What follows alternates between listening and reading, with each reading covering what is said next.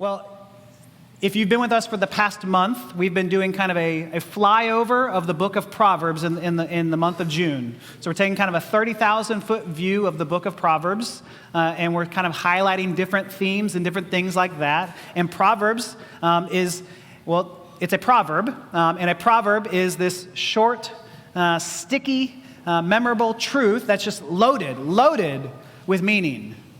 And so we went through on one of our first sermons kind of modern-day Proverbs. And so I wanted to prove to you, I know you know what a lot of the modern-day Proverbs are. Let me give you one more modern-day proverb that I'm sure you know, and I bet you can fill in the blank here.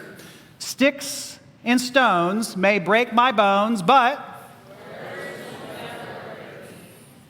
You guys know Proverbs. Isn't that amazing? Proverbs is something that you may have learned that as a child, but 20 years later, however many years later, you're able to say it. That's the power of a proverb, it's this short, pithy, memorable statement that's just packed with truth, usually. Biblical proverbs are packed with truth, but that one, I would argue, flies in the complete opposite direction of what Scripture says about words. Because today, the title of my sermon is The Unbelievable Power of Words.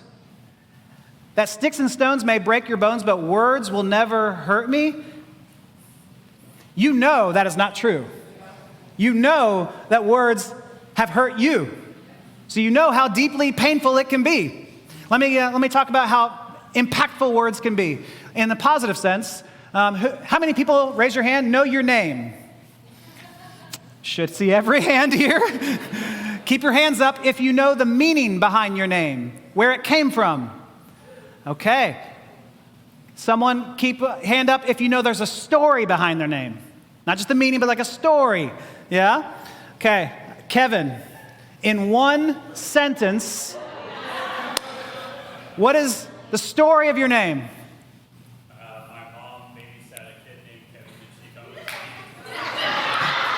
His mom babysat a kid named Kevin that she thought was cute. So she was like hopeful this kid would be cute. Is she here to verify that turned true or not? Okay. Yes, our names sometimes are just loaded with meaning. They're packed with definitions of your identity, of who you are, who maybe people want you to be, right? Many of y'all have asked over the years, why is your name Slim? And there's a story behind it. And some of y'all have heard the story, but I don't know if I've shared maybe the full story in that regard. So I grew up as the fat kid. I grew up and it was just always there. I was always overweight, and I was always made fun of for it. I was always called fat, chubby, big boned, when you sit around, all of the things. And over time, you kind of build up hard skin to these things. It's fine. You create a persona to push against it. And then we moved to Texas, and we go to this brand new school. And on the very first day, as we go into middle school, and if you know the difference between a 6th grader and an 8th grader, there is a large chasm, right? There's a lot of change that happens between a 6th grader and an 8th grader. And so I get on the bus going into 6th grade as a small little 6th grader whose voice is still cracking, right?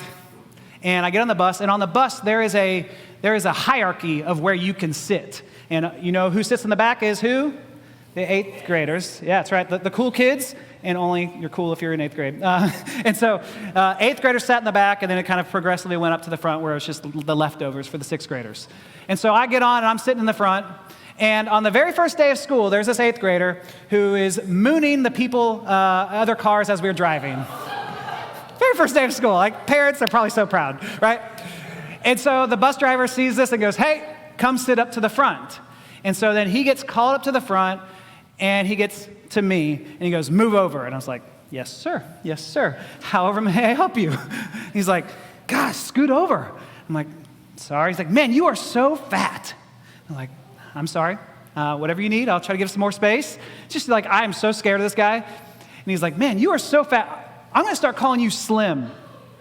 And so then he gets to the whole bus, and he's like, hey, everyone, this kid, we're going to call him Slim. And I was just like, please don't do that. Don't do that. He's like, yeah, Slim. And everyone's like, hey, Slim, hey, Slim. You know, like the scary, like, this is the worst. I'm just like, please don't let this be my experience in middle school. And I was like, okay, it's just a one-off. This is just how it is this day. People will forget. But every time I walk down the hallways, this kid is the popular kid, and he sees me, and he goes, hey, everyone, this is my new friend, Slim. And so then everyone's like, Slim, you're not Slim. And it builds up to where that first day I come home crying to my mom, going, I don't want to be here. I hate this. It's reaffirming everything that I've been trying to hide and push away for years, and everyone is calling me by the name that hurts the most. And now many of you are going, Slim, that was in 6th grade. Move on. Don't call yourself Slim anymore. In that moment, I felt Proverbs 18:21, that death and life are in the power of the tongue. Death and life are in the power of the tongue, and I felt the death. And I wanted it. I wanted death. And so for 2 weeks, that went on. And people just calling me Slim and just insult to insult to insult. But then one day, I'm walking down the hallway in the middle of class time, so it's just me going down, and there was an 8th grade girl walking the opposite direction, and she goes, hey, Slim, with zero malice in it, with zero hatred and insult. It was, I see you. I see you. You have an identity. And as a 6th grader, you're desperate for an identity, especially one that's happy and positive. And so she says, hey, Slim. And I felt the other part of this proverb, that death are in our words, but life. Her words brought me back to life because I was like, I'm a somebody. Someone sees me, and it is without any meanness to it. And so then I just adopted the name because she completely changed what that name meant in that moment. I'll say it another way. Maybe the second most embarrassing thing in my life happened. Since I'm saying all of my personal stories here. Another almost first day, I go from high school, I go to Texas A&M. I know, shame. Right. Like half of y'all didn't go to Baylor. It's fine. So I go to Texas A&M, and they have really large classes. But I'm feeling the same nervousness as a new kid. And I'm so scared, not just of making friends, but of failing out of my first class. And so I study hardcore for my very first exam. And my very first exam actually had 2 in the same day. I had psychology in the morning and calculus in the afternoon. And so I was so scared that I was going to fail these really difficult college exams. So I pull an all-nighter in studying, and I think that wore down my immunity. My immunity. And so I woke up that morning I had an hour nap before the exam, and I just was like, I am not feeling good. So I go take the psychology exam, and I come back to my dorm, and I go back to sleep before the calculus exam. And when I woke up, I was thinking, now I'm good. Oh, I'm not good. And I'm feeling so bad. I'm just like, you got to get there. And so I just get into the exam, and the only spot was in the dead center of this 250-person class, and the desks are right on top of each other. And I'm just like, go. Just swallow. Don't. And so the test is going. It's dead silent, like now. And then I just go, Wah! And it was projectile where it bounced off my desk, and it, like a bomb exploded on everyone around me. Someone yelled, stop. That's what people around me were yelling, stop, and I couldn't stop. And everyone moves away because it's the grossest thing.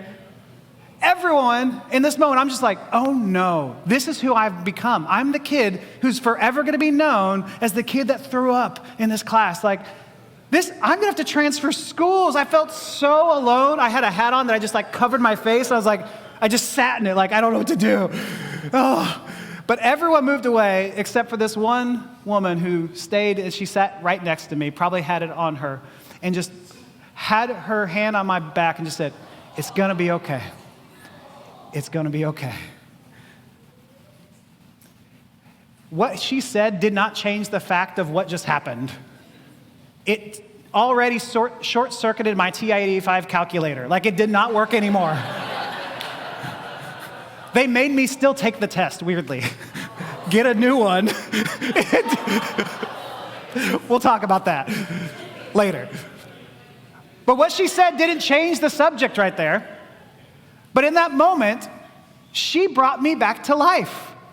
She said, "It's going to be okay," because her words shaped a reality where I thought there was hope that it could be okay. Proverbs 15:4 says, "Gentle words are a tree of life, and a deceitful tongue crushes the spirit." And in that moment, that woman was a tree of life to me. All she had to say was, "It's going to be okay." Some of y'all have experienced these tree of life moments where someone said, "It's just going to be okay," right? Where someone said, "I believe in you." That's a tree of life moment where you go like, "Now I believe in me." Where someone says, "I love you." It's this hopeful thing contrasted with all of the death that spews out of our mouth, where we say, "You are fat. You're stupid. Are you slow? You're nothing." Those words stick with you for the rest of your life, and they can kill. There's death in them, and yet there's words that can resurrect our lives as well. This is the incredible power of our words. Words have the power to create worlds. You can think of Genesis 1 when God says, "Let there be light." Just by his words, and light exists. When you say these words of life to someone, you can shape realities, you can shape identities, and by saying "I love you," saying "you are saved," you are bringing life instead of destroying worlds. And so words are like this radioactive material that you have to handle carefully. And so our first point was that the power of the words. The second point is the wisdom of words. So if words are that powerful and that radioactive, we need to be careful with how we handle them. And so let me just give you 3 things from the book of Proverbs of how we might want to handle our words. First, weigh your words. Weigh them in the sense of give thought to them, consider them. Proverbs 10:19 says, "When words are many, transgression is not lacking, but whoever restrains his lips is prudent." Another way of saying that is when you talk so much, sin's coming. And so this is probably a good word for pastors to keep their sermons short. It's probably going to happen. When we just constantly talk, our mouths don't have the filter to stop what might come out of it. And so when you talk more, there's more opportunity for that. Proverbs 17:28 says, "Even a fool who keeps silent is considered wise, and when he closes his lips, he is deemed intelligent." I think Abraham Lincoln is credited him of saying it this way: "Better to remain silent and be thought a fool than to speak and remove all doubt." Takes a minute to get that one. Maybe just not saying anything, people will think you're smart. Maybe just shutting up can allow you to actually have a seat at the table. The question is, for many of us, is do I need to say something? Do I need to contribute something to this conversation? Am I contributing anything to the conversation? Or am I just spewing more opportunities for sin and transgressions to happen? We need to weigh our words and consider, are they important for us to say? Some of us just like to vent. Anyone like to vent? Like, I just need to vent. I get that. I like to vent. Proverbs 29 says, "A fool gives full vent to his spirit, but a wise man quietly holds it back." Now, again, these are not things that are be true all the time. There's sometimes when you have to say something, you need to speak up. But there's times when this is saying, a fool gives full vent to his spirit, and just say whatever comes to your head. And there may be times we have to say, let me weigh my words. Let me pause and take a second and go, should I say this or should I hold back? Right? All right, so first, weigh your words. Second, speak and listen to truth. Seems obvious. Proverbs 12:22, lying lips are an abomination to the Lord. That word abomination, that is just a loaded word, right? Like God is saying that lies are abhorrent to the Lord. The Lord hates lies. Satan is called the father of lies. Why?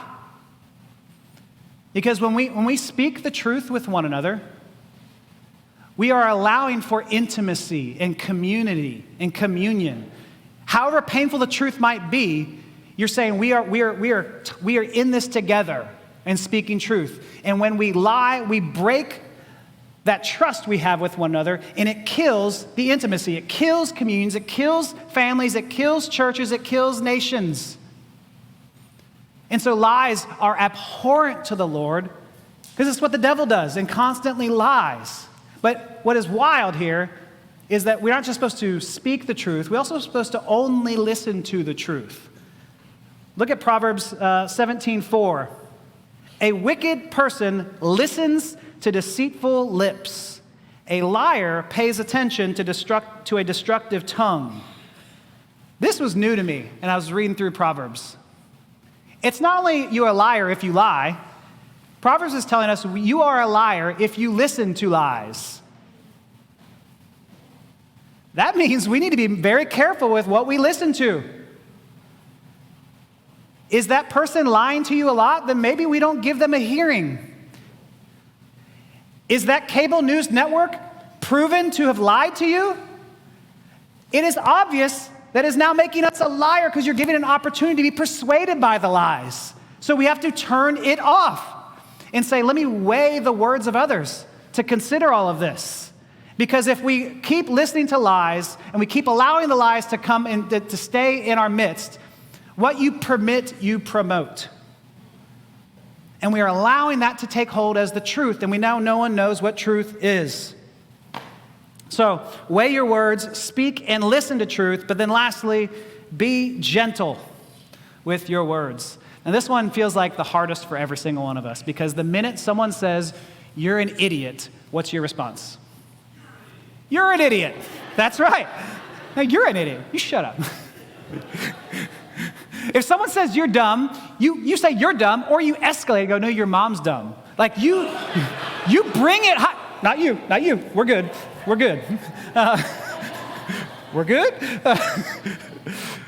But that's what we do. When someone comes at you, we instantly fight fire with fire. We feel like that's the only way to show that we are strong and not weak. But Proverbs 15:1 says, a gentle answer turns away wrath, but a harsh word stirs up anger.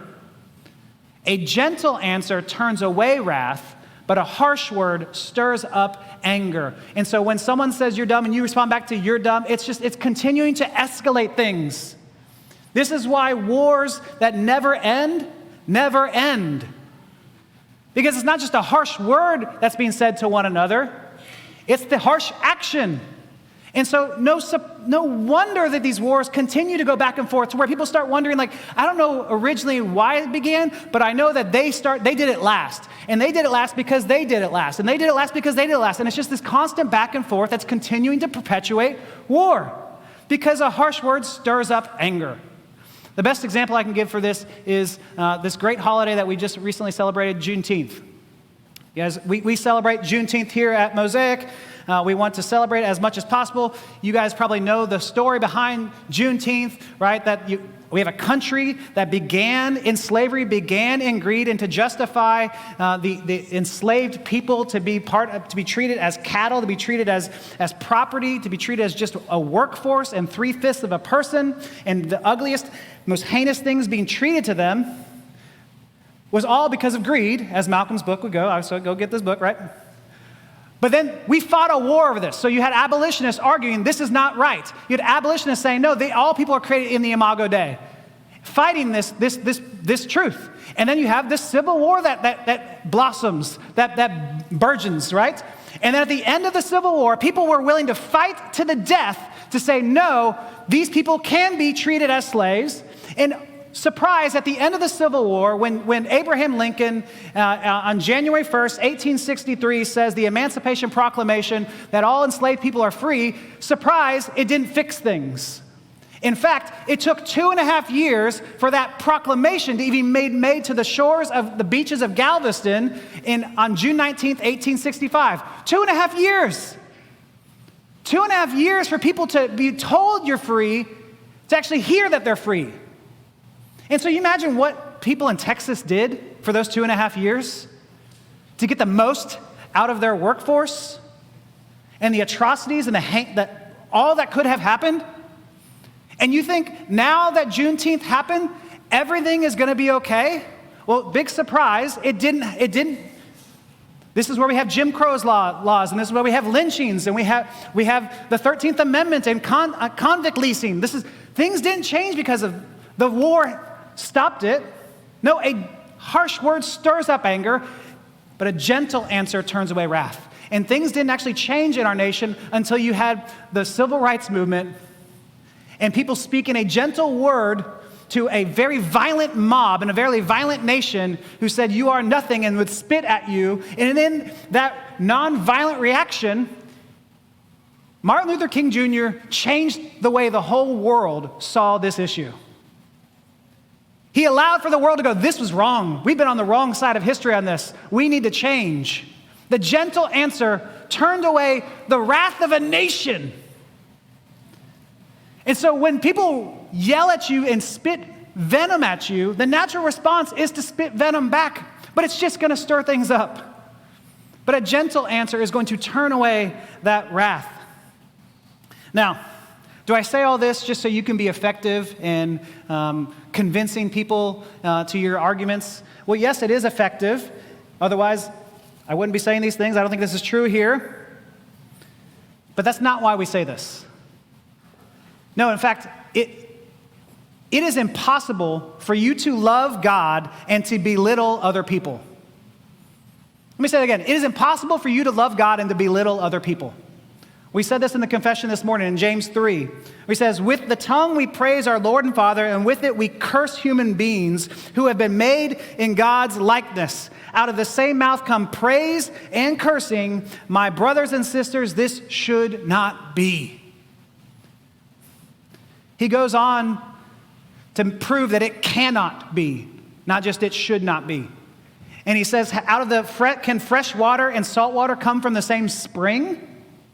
Can a fig tree bear olives? And the answer is absolutely not. You cannot sing hallelujah on Sunday and say, I hate you on Monday. It cannot be. You cannot be a Christian to say these things and to demean someone who's been made in the image of God, God's most precious gift. And so that cannot be. So then what do? How do you change? All right, this week, let's just be gentle. Everyone, commit to being gentle. Let's go. We're going to have to talk one-on-one. Let me have one volunteer, not that guy. Love you, Stephen. All right, Owen. Come on up, Owen. Let's give Owen a round of applause.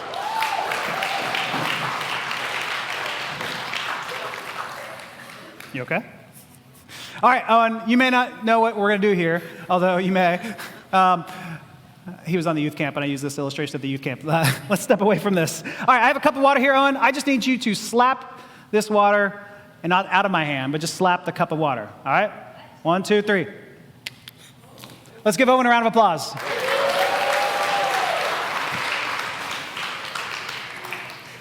Now, why did I do that? The end of the sermon. Let's pray. No, why did I do that? Why did water fall on the ground? Force. Owen hit it. Gravity. Yeah, if only stupid gravity was not here. Why? What? There was water in the cup. The reason water is on the floor now, was knocked out onto the floor, is because there was water in the cup. If I had not filled the cup with water ahead of time and he just hit the cup, nothing would have happened. It's what's in the cup is what matters here. And so this is what Jesus says in Luke 6:45. He says, out of the overflow of the heart, the mouth speaks. The reason we speak this venom is because it's in our hearts. And so no surprise when someone cuts you off, your first response isn't, oh, I hope the best for them in this moment, right? When someone says you're an idiot and you respond, you're an idiot, it's because you have this rage in your heart. It's what's in there. It's out of the overflow of the heart, the mouth speaks. And so what this is telling us is that you don't have a mouth problem, you have a heart problem. It is a heart problem that is showing up in your words. And so insecure hearts criticize. You can't just say, stop criticizing. Insecure hearts criticize. Angry hearts attack. Prideful hearts brag. And so you don't fix your tongue by biting it. You fix your tongue by changing what's filling your heart. All biting your tongue will do will just have you burst onto someone and explode in an anger with them. You fix your tongue by changing what's filling your heart. And so if your heart is full of grace, it will drip with mercy. Is your heart dripping with mercy? Then it may not be full of grace. If your heart is not dripping with mercy, I'm wondering, do you believe Jesus' words over you? When he says in Luke 6:23, Jesus said, Father, forgive them, for they know not what they do.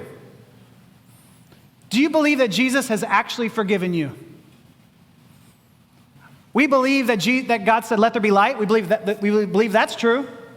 We believe that Jesus raised Lazarus from the dead. We're like, no question.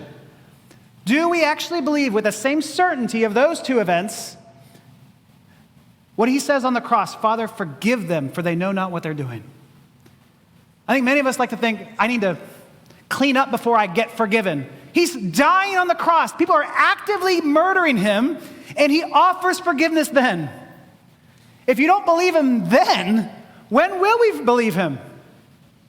And until we believe those words that you are fully forgiven, we will continue to be spilling water out on every single person around us, raging out, bringing death to people, poisoning people's lives, shaming them, until we believe that we are forgiven and we are loved. And so my encouragement for you today is to believe and be gentle. To believe you are loved and forgiven, and then go be gentle with other people around you. It's believe Jesus and then go create worlds, create potentialities, because you know what Jesus can do by the mere power of your words. And so let me give you 3 applications today. First, fill your heart with the good news of Jesus. Fill your heart with the good news of Jesus. If you want the good news to spill out, then fill it with good news. And so for the month of June, we've been reading through the book of Proverbs. Restart it in the month of July.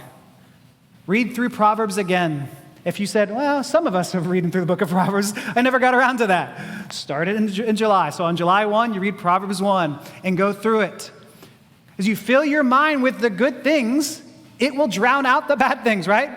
Fill your mind, reread Proverbs, spend time with Jesus, and spend more time with Jesus than cable news, more time with Jesus than social media. Like, it seems obvious, but when we are filling our lives with lies and spin and hatred, then no wonder that's what comes out. But if we spend our lives, fill it with grace and mercy and love, then of course that will be what comes out. And so fill your heart with the good news. Second, show true strength in gentleness. You are going to have someone hurt you today or tomorrow, say something unkind. Take 5 seconds and think, how can I be gentle in this moment? How can I show a modicum of gentleness? Because a gentle answer turns away wrath.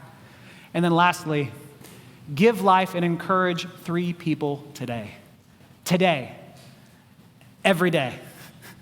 And my challenge to you is, if death and life are in the power of the tongue, go give someone life today. All you have to do is find the Imago Dei imprinted on the person you're talking to and say, you're so great at. Some people, you may find it hard to find that thing. But if we believe to be true that every single person has created the Imago Dei, you can find something worth celebrating in the people around you. And so 3 people a day, all it is a simple, hey, you're great at this. You're awesome at that. And who knows what type of tree of life that will be for them and how that might fight against what someone had used to bring them down, and it might stay with them for the rest of their lives, even if it's not a nickname that they hold to. And so you may not have to say a lot to say something that will last forever. You can just say, I love you. You can just say, you're beautiful. You don't have to say a lot to say something that will last forever. And so let's be trees of life in our world today. Let me pray for us.